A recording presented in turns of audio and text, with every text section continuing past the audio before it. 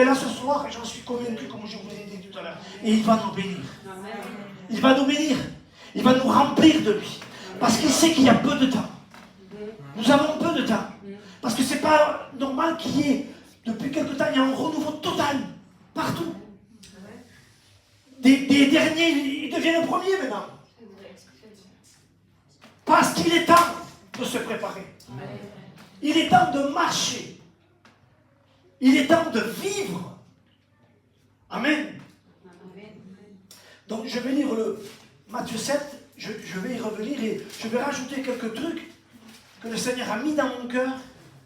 Et mon Dieu, la puissance de Dieu va se manifester. Parce que je vais parler de son sang. Je vais parler de son sang. Amen. Alléluia. Je vais parler de son sang, de celui qui a ouvert la porte des cieux. Il n'y a que ça qu'il a ouvert. C'est pas autre chose. Amen. Et là, nous voyons que au chapitre 7 de Matthieu, 7-13, il dit « Entrez par la porte étroite, car large est la porte, spacieux est le chemin qui mène à la perdition. Et il y en a beaucoup qui entrent par là, mais étroite est la porte. Resserrez le chemin qui mène à la vie, il y en a peu qui les trouvent. » Amen. Avec moi, ce que j'avais dit la dernière fois, et le frère Benjamin qui avait parlé un peu plus sur la porte, sur de séparation. Mais là, il est question de deux choses. Parce qu'il dit, il y en a peu qui les trouvent.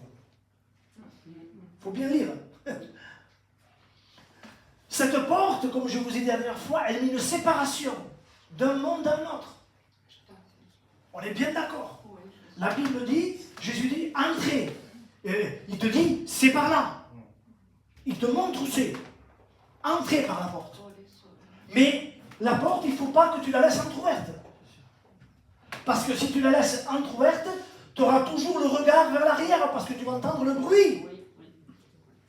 Vous comprenez? Et on finira comme la femme de Lot. Mais cette porte-là met une séparation aussi entre les ténèbres et la lumière. Cette porte nous permet d'avoir une séparation avec les choses du monde et le monde. C'est cette porte-là. Car d'après Romains 3,10, je vais le lire.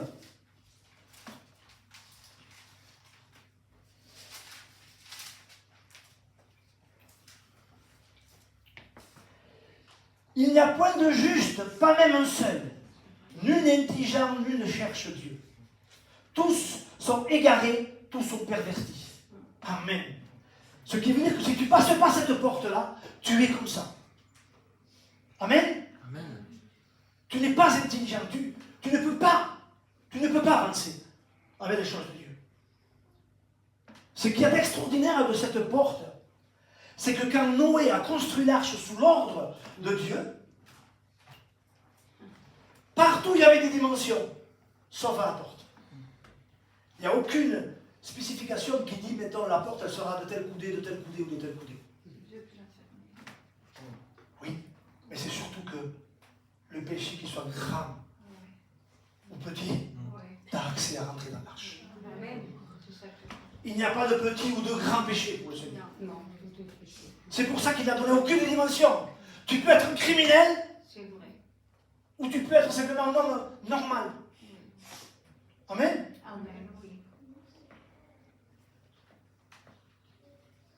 Mais elle donne autre chose, cette porte.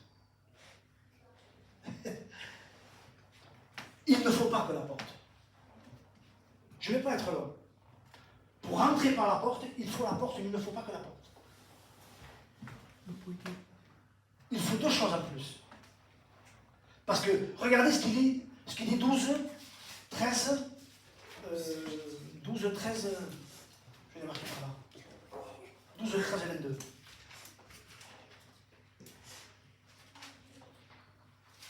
Vous allez comprendre.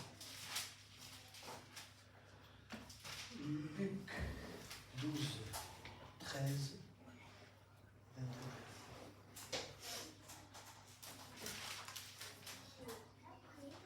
C'est là.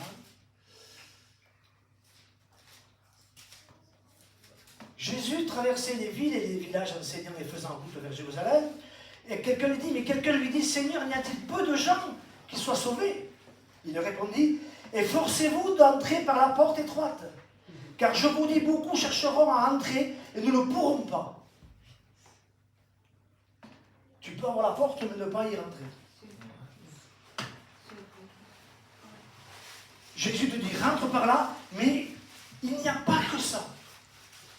Il y a une chose que je vais vous dire. Je ne vais pas être long, hein, parce que j'en aurais à dire, j'ai fait 5 ou 6 pages. Mais, c'est dans Jean 10, 3. Jean 10, 3. Regardez ce qu'il dit. On va commencer dès le début. En vérité, je vous le dis, celui qui n'entre pas par la porte dans la bergerie, mais qui y monte par ailleurs est un voleur et un brigand. Mais celui qui entre par la porte est le berger des brebis. Le portier lui ouvre. Il te faut le portier pour entrer dans cette porte. Tu as la porte, mais si tu frappes sans l'aide du portier, tu ne rentres pas. Alors, qu'est-ce que c'est le portier? Le Saint-Esprit. Amen. Parce que si tu veux rentrer par la porte sans l'aide du Saint-Esprit, regardez ce qui est écrit plus bas dans Luc. Je retourne dans 13, 22, je crois, je ne sais plus. Oui, voilà.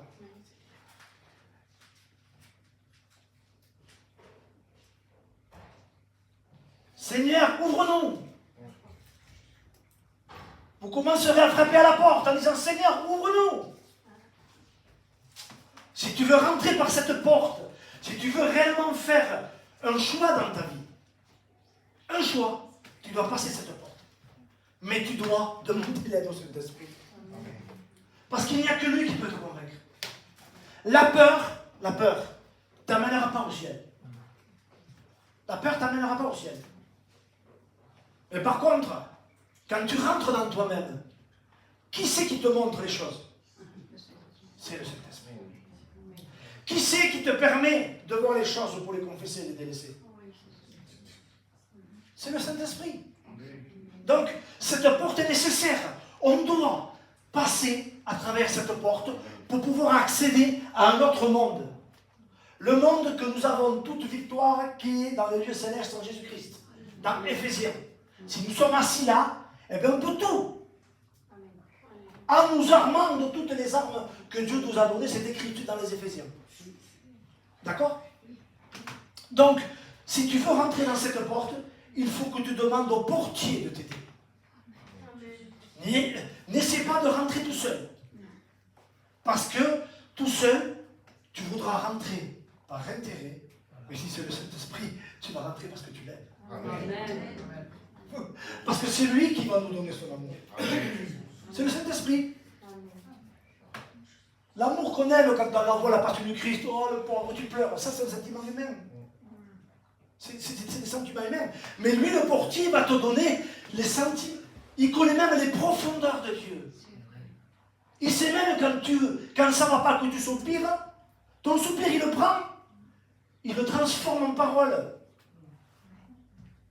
On a besoin de ce portier. Sans ce portier, tu n'as même pas besoin d'ouvrir la porte.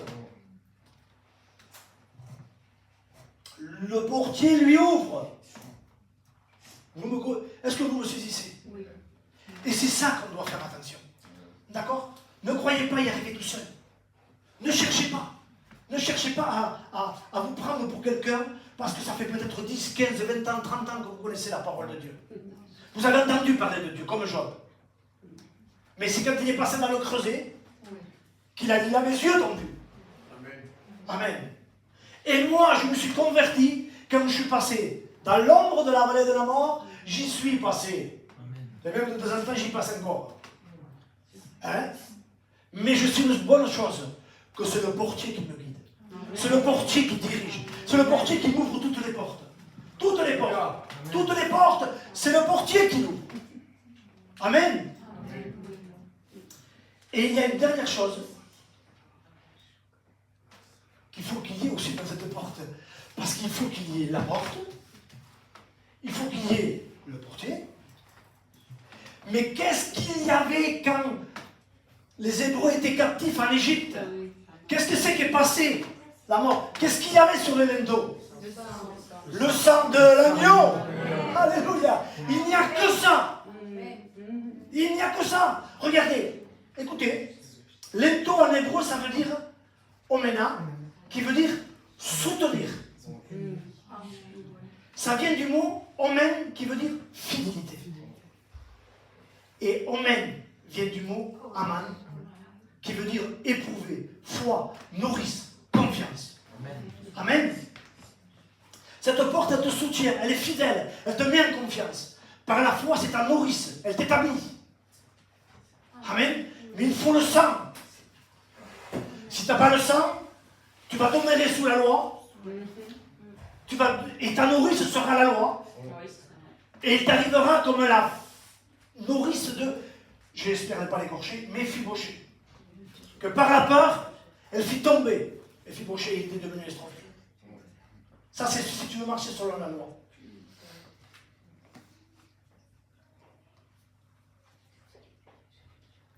La porte nous donne à nous préserver du monde, de nous séparer du monde qui nous amène à vivre dans des péchés. Et le sang de nous laver tous les péchés. Les péchés. La prochaine fois, on verra le péché. Là, on voit les péchés. C'est le sang de l'agneau. C'est par ce sang que nous avons, je vous le répète, la rédemption. C'est-à-dire, cette porte, le portier et le sang sur les linteaux, quand l'ennemi vient, le sang qu'il voit, stop, j'ai été racheté. J'ai mon Rédempteur est puissant. Amen. Amen. Il a payé la rançon. On n'est plus esclave de Satan. Amen. Il a effacé nos péchés. Amen. Nous avons été régénérés.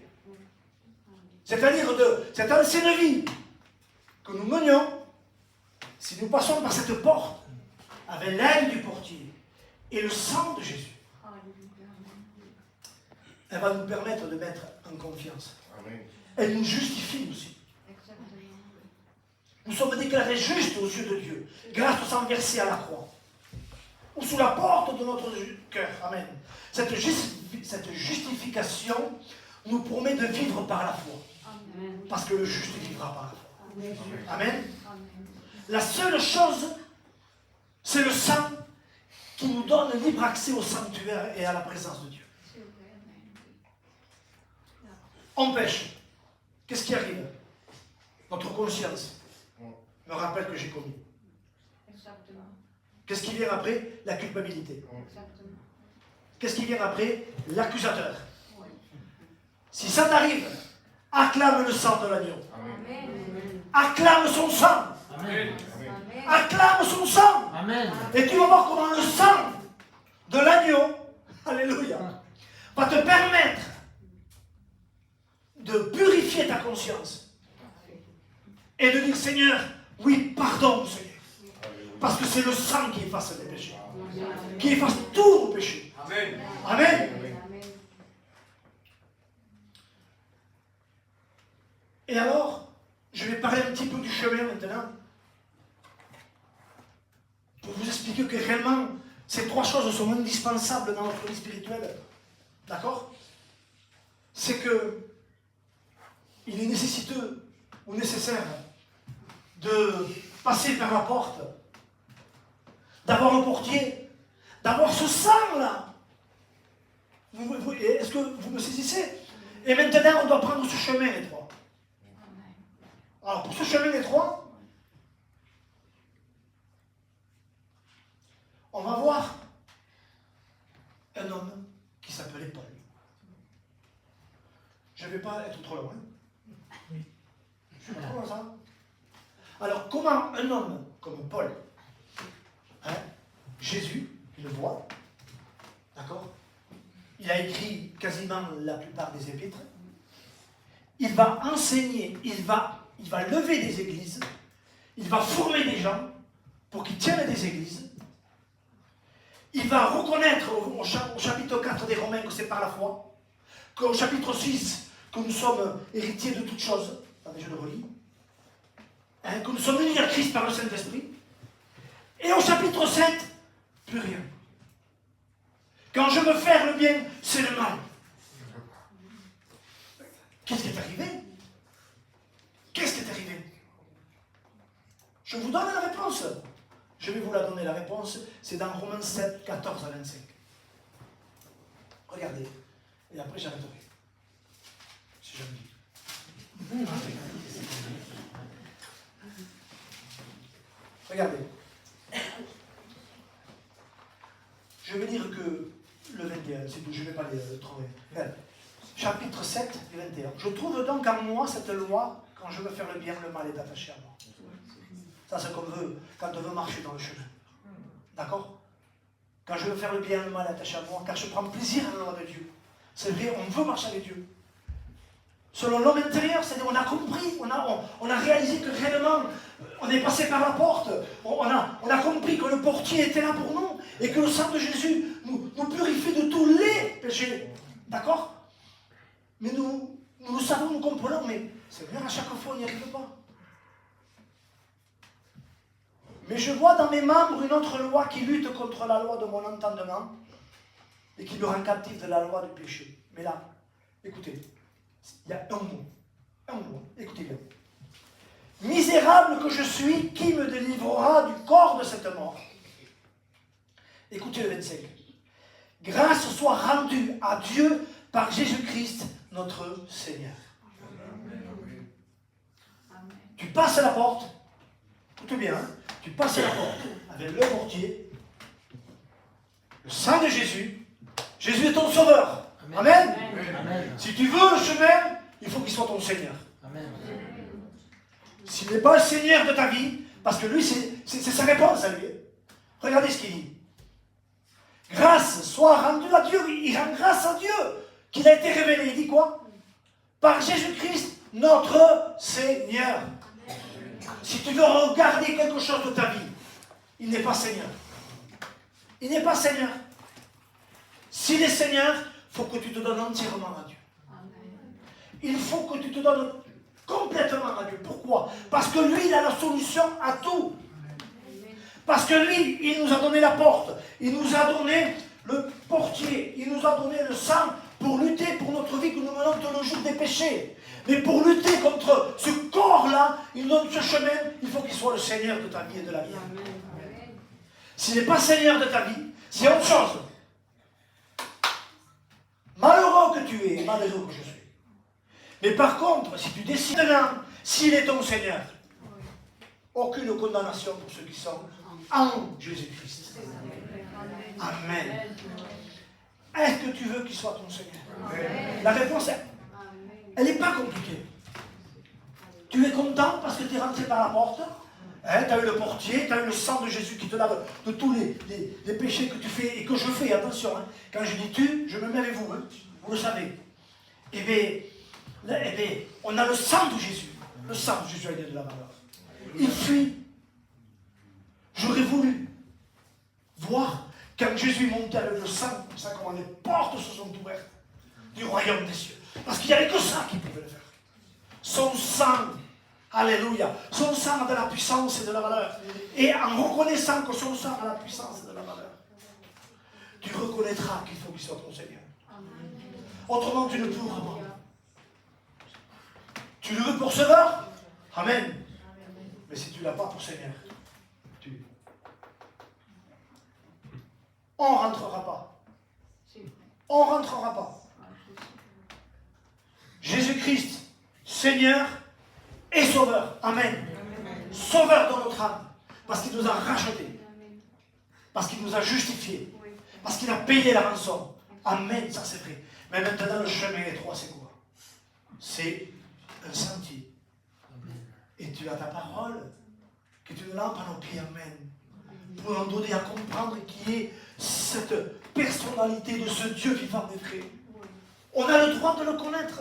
Mais rendez-vous compte, le Dieu des dieux, le roi des rois, le Seigneur des seigneurs, celui qui était sur son trône et qui a ordonné à l'esprit que la lumière soit. Boum, ça c'est mis. On a le droit de le connaître. On a le droit de s'asseoir avec lui sur le trône. Quand nous serons avec lui dans le ciel. Il règne en nous. Si nous le voulons entre Sauveur et Seigneur. Que veux-tu faire de ta vie? Que veux-tu faire de ta vie? La marche avec Dieu, il y a des avantages et il n'y a que des avantages. Parce que si tu veux qu'il soit ton Seigneur, bien sûr, alors courbe ta tête s'il te plaît.